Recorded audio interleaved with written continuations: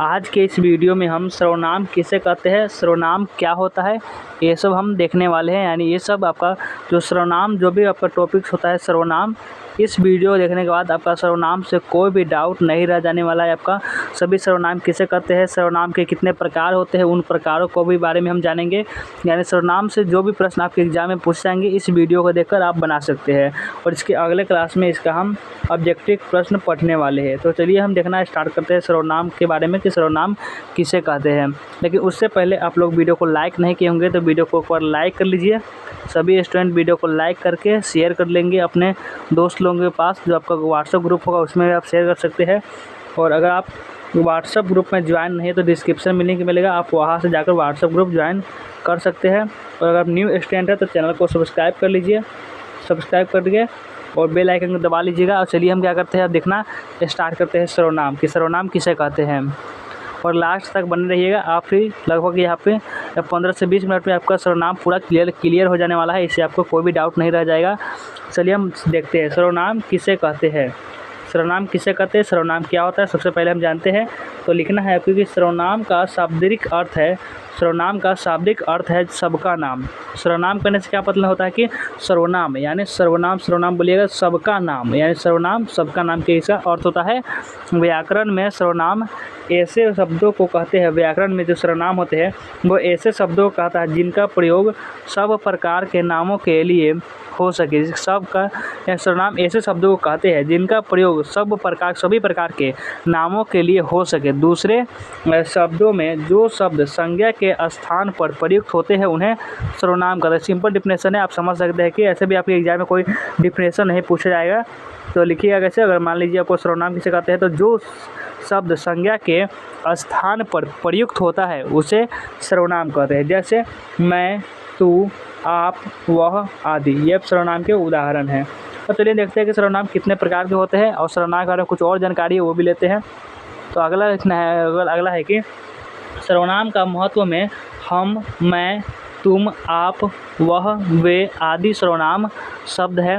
अगर हिंदी में सर्वनाम नहीं होते तो संज्ञा के शब्द को बार बार दोहराना पड़ता है। यानी जो संज्ञा के जो शब्द होते हैं उसको बार बार दोहराना पड़ता है। कैसे दोहराना पड़ता है, जैसे आपको कोई कहता है कि राम सुबह उठकर स्कूल जाता है और राम स्कूल से आने के बाद वह खेलने जाता है, और राम खेल कर आने के बाद वह खाना खाता है, और खेलने के बाद राम सो जाता है। देखिए इस वाक्य में हम बार बार राम का प्रयोग कर रहे हैं, लेकिन हम बोलते हैं कि राम सुबह उठता है और स्कूल जाता है, वह आने के बाद खेलने जाता है, और वह आने के बाद खाना खाता है, और वह आने के बाद क्या करता है, सो जाता है। यानी आपको समझ लीजिए कि हम राम के जगह पर जो बार बार हम राम शब्द का प्रयोग कर रहे हैं, राम शब्द का, उसके बाद कुछ अजीब सा दिखने लगता है, इसलिए हम इसको क्या करते हैं, उसके बाद हम इसका वह का प्रयोग करते हैं। यानी नाम तो ये आपका हो गया संज्ञा, यानी जो आपका संज्ञा के स्थान पर जो शब्द आ रहा है उसको हम कहेंगे क्या, सर्वनाम। यानी राम ये आपका संज्ञा हो गया राम, और इसके स्थान पर जो भी हम शब्द का प्रयोग करेंगे यह वह, ये आपका सर्वनाम हो जाएगा। इसके बाद अगर हम वह प्रयोग करेंगे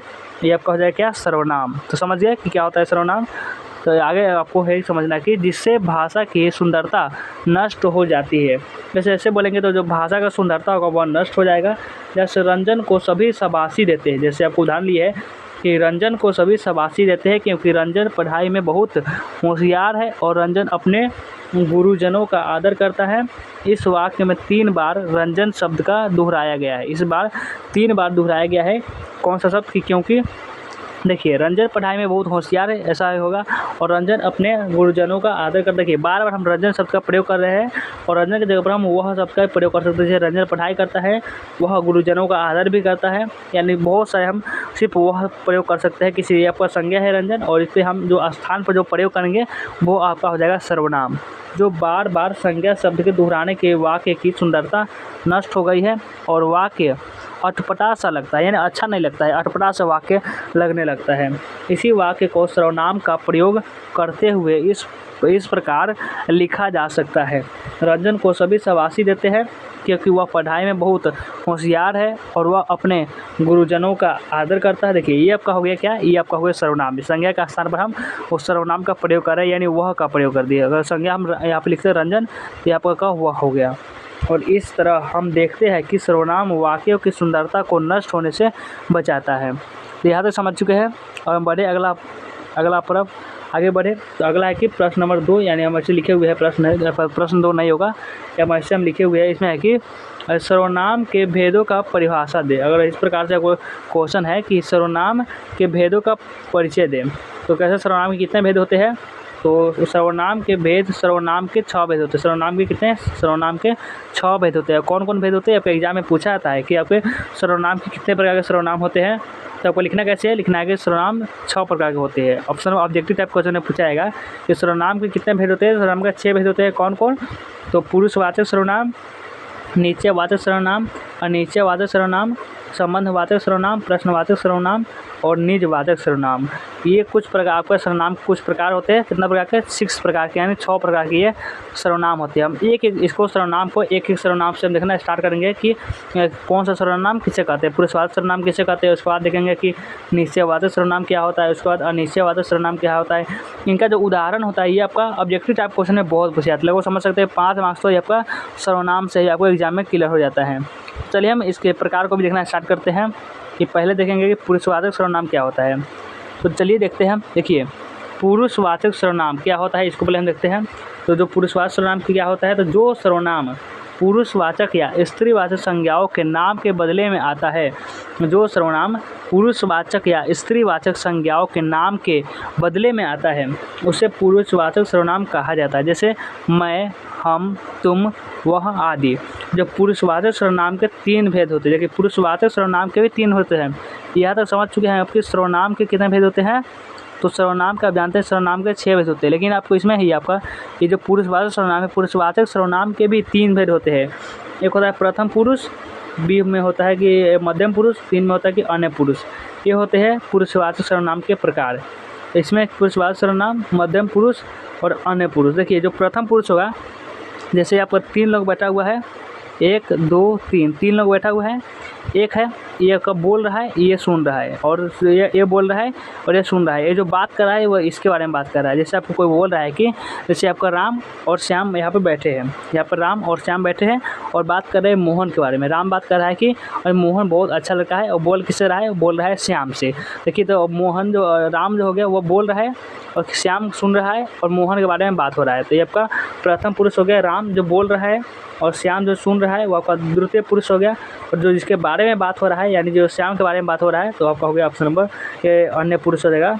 तो चलते हैं अगला कि अगला क्या है आपका। आगे है कि प्रथम पुरुष समझते हैं कि प्रथम पुरुष को उत्तम पुरुष भी कहा जाता है। प्रथम पुरुष को उत्तम पुरुष भी कहा जाता है जिस सर्वनाम का प्रयोग कहने या बोलने वाला अपने लिए करता है। जिस सर्वनाम का प्रयोग कहने, यानी कोई बोल रहा है या कहने या बोलने वाला अपने लिए यानी खुद के लिए करता है, उसे प्रथम पुरुष कहा जाता है। जैसे मैं, हम, यानी मैं और मैं करने का मतलब क्या हो रहा है? मैं यानी हम अपने लिए मैं का प्रयोग कर रहे हैं, हम यानी हम खुद के लिए हम का प्रयोग कर रहे हैं। और ये मध्यम पुरुष, तो मध्यम पुरुष सुनने वाला के लिए जिस सर्वनाम का प्रयोग किया जाता है उसे मध्यम पुरुष कहा जाता है। यानी सुनने वाला, किसी को कोई सुन रहा है तो उसको हम मध्यम पुरुष कहेंगे। जैसे तू, तुम, आप, तुम्हें, आपको आदि। और अन्य पुरुष, तो जिस सर्वनाम का प्रयोग ऐसी संज्ञा के लिए हो जिसके विषय की बात की जा रही हो किंतु जो वहाँ उपस्थित न हो, ऐसे सर्वनाम को अन्य पुरुष कहा जाता है। जैसे वह, वे, उसकी, उनकी, उसको आदि। जैसे आप समझ चुके हैं। देखिए चलिए हम आपको उदाहरण से बताते हैं। देखिए जैसे आप समझ लिए कि आपका ये राम है, ये आपका क्या है? ये राम है। ऐसे हम समझाते हैं कि प्रथम पुरुष आखिर होता क्या है। देखिए ये राम है और ये आपका ये श्याम है, राम है, ये आपका ये श्याम है, और ये आपका है मोहन है, ये आपका मोहन है। ऐसे आप समझ गए। समझ लीजिए कि ये सब है कुछ आदमी है, ये आपके राम, श्याम और मोहन। तो ये जो है ये राम है जो बोल रहा है, और श्याम क्या है? ये सुन रहा है, और ये बात मोहन के बारे में बोल रहा है। राम है जो बोलने वाला, ये आपका वक्ता हो गया, ये आपका हो गया वक्ता, यानी राम जो है बोल रहा है और श्याम सुन रहा है। ये आप क्या कर रहा है? ये आपका सुन रहा है।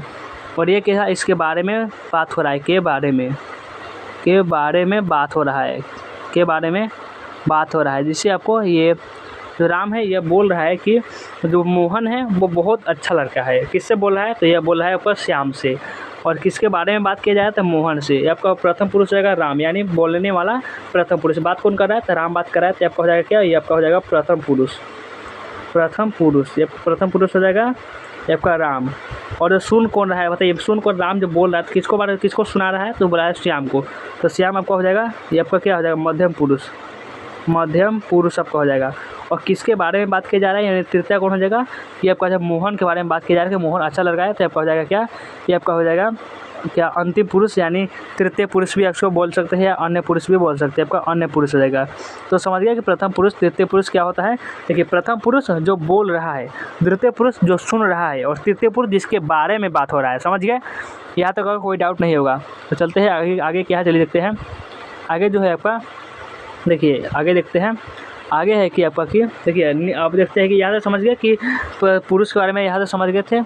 आप देखिए यहाँ पे क्या है, देखिए यहाँ पे क्या था कि प्रथम पुरुष से समझे थे हमने कि आपको कौन सा सर्वनाम देखे थे, अभी हमने पुरुषवाचक सर्वनाम ही अभी देखे थे। अब देखते हैं कि आपका दो में क्या दिया हुआ है। दूसरा सर्वनाम जो है आपका कि निश्चयवाचक सर्वनाम। निश्चयवाचक सर्वनाम के बारे में चलिए हम देखते हैं, निश्चयवाचक सर्वनाम आखिर होता क्या है। निश्चयवाचक सर्वनाम तो कैसा लिखेंगे, इसको आप समझेंगे कैसे कि निश्चयवाचक सर्वनाम, तो जिससे निश्चित व्यक्ति जो निश्चित हो, यानी कुछ निश्चित, एक होता है अनिश्चित जिसके बारे में पता नहीं होता, अगर निश्चित है जो होने वाला है या निश्चित हो चुका है, तो जिसके व्यक्ति वस्तु या भाव का बोध हो उसे निश्चयवाचक सर्वनाम कहा जाता है। जैसे यह, वह, ये, वे, आप आदि। जैसे क्या हो समझे कि जिससे निश्चित व्यक्ति वस्तु या भाव का बोध हो उसे कहते हैं निश्चयवाचक सर्वनाम। यानी कुछ सब कुछ निश्चित हो, जैसे हम बोल रहे हैं कि यह कलम है, यानी यह निश्चय, यहाँ पे हम देख रहे हैं कि यहाँ पे कलम है, तो बोलेंगे कि वहाँ बुक है, तो वहाँ बुक है, यानी ये भी निश्चित है कि वहाँ बुक रखा हुआ है, ये भी हमको पता है रखा हुआ है, तो ये भी आपका हो गया क्या, निश्चयवाचक सर्वनाम। समझ गए। अब देखते हैं अनिश्चयवाचक सर्वनाम किसे कहते हैं। अनिश्चयवाचक सर्वनाम होता क्या है, जिससे किसी निश्चित व्यक्ति वस्तु या भाव का बोध न हो उसे अनिश्चयवाचक सर्वनाम कहते हैं। यानी जैसे कोई कुछ बोलेंगे कि वह कौन था जो यहाँ से गया, देखिए अभी बोला है यह कौन था जो वहाँ से गया, इसमें कोई बोध है, इसमें कोई निश्चित नहीं है, वह कौन था, हमको कुछ पता है नहीं कि वह कौन था, ये आपका हो गया अनिश्चयवाचक। इससे बोलेंगे कि यहाँ कुछ रखा है, यहाँ कुछ रखा है, पता नहीं है कि आप क्या रखा है, तो आपका हो गया क्या, अनिश्चयवाचक सर्वनाम। अब देखते हैं कि संबंधवाचक सर्वनाम क्या होता है। या तो समझ गया कि निश्चय समझ गए, अब समझते हैं कि संबंधवाचक सर्वनाम क्या होता है। जिस सर्वनाम से वाक्य में आए संज्ञा के साथ संबंध स्थापित किया जाए उसे संबंधवाचक सर्वनाम कहा जाता है। जैसे जो, सो, जौन, तौन, इस प्रकार के सर्वनाम वाक्य में एक दूसरे के बाद आते हैं, जो करेगा सो भरेगा। संबंधवाचक यानी किसी से संबंध दर्शाया जा रहा है, यानी एक दूसरे से संबंध दर्शाया जा रहा है, जैसे जो करेगा सो भरेगा, यानी जो करेगा वही भरेगा, यानी समझ गए संबंधवाचक। जब एक दूसरे से संबंध जताया जा रहेगा वो होगा आपका संबंधवाचक सर्वनाम। इससे अगले क्लास में हम इसका ऑब्जेक्टिव प्रश्न भी पढ़ेंगे, तब आपका ज़्यादा इसका क्लियर हो सकेगा। और चलिए हम अगला देखते हैं कि आगे क्या है। बस इतना ही था आपका, हमने पूरे कितने प्रकार थे, पूरे हमने प्रकार को देख चुके हैं। आपका ये दो बच चुका है, दो बच गया है कि प्रश्नवाचक सर्वनाम क्या होता है। जिस सर्वनाम का प्रयोग प्रश्न करने के लिए किया जाता है उसे प्रश्नवाचक सर्वनाम कहा जाता है। जैसे कौन, क्या, कौन क्या, यानी प्रश्नवाचक सर्वनाम हमने 5 प्रकार तो देख लिए थे और 2 प्रकार बचा हुआ था। ये दो प्रकार भी हम देख लेते हैं कि प्रश्नवाचक सर्वनाम, ये तो बहुत आसान है। प्रश्नवाचक सर्वनाम जब भी कुछ प्रश्न कोई कर रहा है तो समझिए कि वह प्रश्नवाचक सर्वनाम है। कैसे हुआ, किसी प्रश्न करने के लिए अगर कोई आपको प्रश्न कर रहा है कि यह क्या है, कोई आपको प्रश्न पूछ रहा है कि यह क्या है, वह कौन था, ऐसे आपको कुछ प्रश्न पूछ रहा है तो आपका हो गया प्रश्नवाचक सर्वनाम। जैसे कौन, क्या, ये आपका प्रश्नवाचक सर्वनाम ही होता है। अब है निजवाचक सर्वनाम। निजवाचक सर्वनाम क्या होता है, जिस सर्वनाम से स्वयं या निज का बोध हो, जिस सर्वनाम से स्वयं या निज का बोध हो उसे निजवाचक सर्वनाम कहते हैं। जैसे आप, स्वयं। निजवाचक सर्वनाम का प्रयोग वक्ता अपने लिए करता है, जो वक्ता है, जो बोलने वाला होता है वक्ता, वह निजवाचक सर्वनाम का प्रयोग अपने लिए करता है। जैसे मैं स्वयं यह काम करूँगा, जैसे मैं स्वयं, मैं खुद यह काम कर सकता हूँ, ये मैं खुद यह काम करूँगा, तो जैसे क्या बोल रहा है कि मैं खुद करूँगा, हम अपने लिए प्रयोग कर रहे हैं, तो आपका हो गया क्या, निजवाचक सर्वनाम हो गया। तो ये था आपका सर्वनाम, आप अच्छे से समझ गए होंगे। एक बार कमेंट में लिख दीजिएगा कि आपको समझ में आया सर्वनाम आखिर क्या होता है, इसका ऑब्जेक्टिव करवाया जाए, एक बार कमेंट में लिख दीजिएगा। और वीडियो को लाइक नहीं किए होंगे तो वीडियो को लाइक जरूर कर लीजिएगा, और एक बार शेयर नहीं किए हो तो शेयर जरूर कर दीजिएगा, वीडियो को शेयर कर लीजिएगा। और वीडियो शेयर करने के बाद अब न्यू स्टूडेंट सब्सक्राइब जरूर कर लीजिएगा। और व्हाट्सएप ग्रुप में नहीं जुड़े होंगे तो व्हाट्सएप ग्रुप में जरूर जुड़ जाइएगा, आपके लिए व्हाट्सएप ग्रुप में जुड़ना अनिवार्य है। तो चलिए हम वीडियो को अब एंड करते हैं और मिलते हैं फिर किसी नेक्स्ट वीडियो में।